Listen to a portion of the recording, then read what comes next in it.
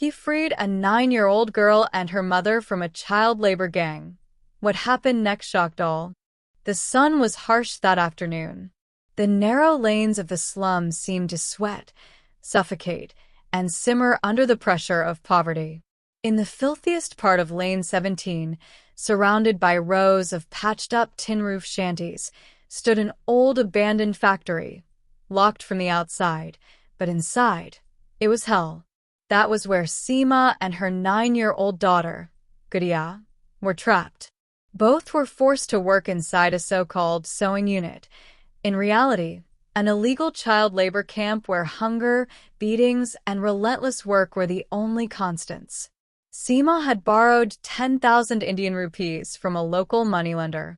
When she couldn't repay, she and her daughter were taken as collateral.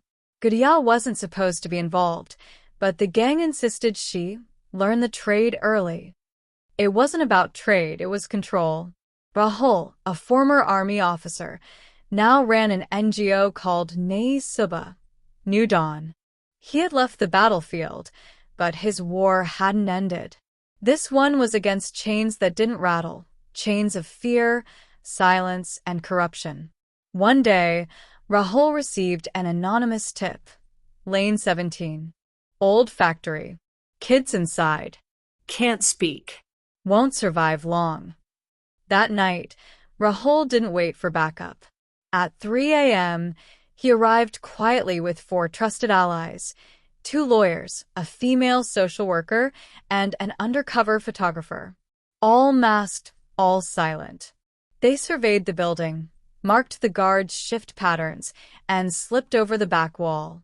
Inside, what they saw could make a soldier tremble. 6 children hunched over sewing machines, their tiny backs arched, hands bleeding from needle pricks. Gudiya sat at the end, her fingers red, her eyes dead. Near her, Seema was crouched on the floor, picking scraps, her waist bent, a bruise on her temple. Rahul signaled. Cameras rolled. The air buzzed with tension. A guard stirred. He almost reached for the alarm, almost. Rahul was faster, silencing him with a swift grip and a whispered threat. They led the children out, one by one, through the shadows. No noise. No lights. Seema clutched Rahul's arm. She didn't ask where they were going.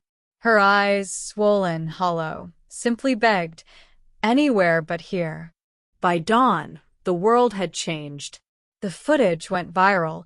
Children held captive, needles and wounds, a mother scream. Headlines blazed across TV screens. Social media exploded. Hashtag Save Gudiya, hashtag Justice for Seema, hashtag Shut the Chains. The pressure hit fast. Police, under public scrutiny, raided the factory by 10 a.m. The owner, a man named Kashiram, was arrested.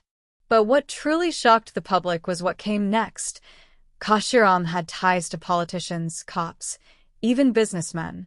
The whole racket was built on bribes and silence. Not anymore.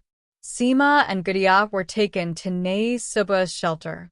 For the first time in years, they slept on clean beds, under a fan, with food in their bellies. Gudiya received a school bag, real books, real pencils. The wonder in her eyes, just holding a crayon, made everyone weep. Rahul visited often. He taught Gudiya to write her name. He sat with Seema, listened to her quietly, never pressing. One afternoon, Seema finally asked, "Why did you help us? You could have stayed safe, lived easy." Rahul paused. Then he said, "My sister was once taken like that. I couldn't find her. I lost her. I won't lose anyone else." The city stirred. Other NGOs stepped up. More illegal workshops were raided. Dozens of children were rescued. Parents reunited. Nai Subha was no longer just an organization. It had become a movement. But the enemies weren't done. One night, Rahul received a call. Unknown number. A hoarse voice whispered, "You're playing hero? Next time it won't be a call. It'll be a bullet." Rahul didn't flinch. He recorded the call, handed it to the police. The next morning, he held a press conference. If my death saves these children, I accept it. But this war doesn't end with me. People rose. Citizens marched. Donations poured in. Celebrities spoke out. Ministers were cornered. A court issued a fast-track trial against Kashiram and his backers. For the first time, it looked like justice might not be blind. 3 months later, Seema had found a job as a trauma counselor at Nai Subha. She now helped other rescued mothers navigate their nightmares. Gadiya had joined school. Her painting, a burst of colors titled Freedom, was displayed at the City Art Festival. The caption read, "By Gadiya, age 9. I drew the day my hands stopped hurting." And Rahul? He still visited Lane 17 every Friday. Not to raid, not to rescue, but to tell stories. Fairy tales, hero tales, and the tale of a mother and daughter who broke their chains and sparked a revolution. And the last line of the story?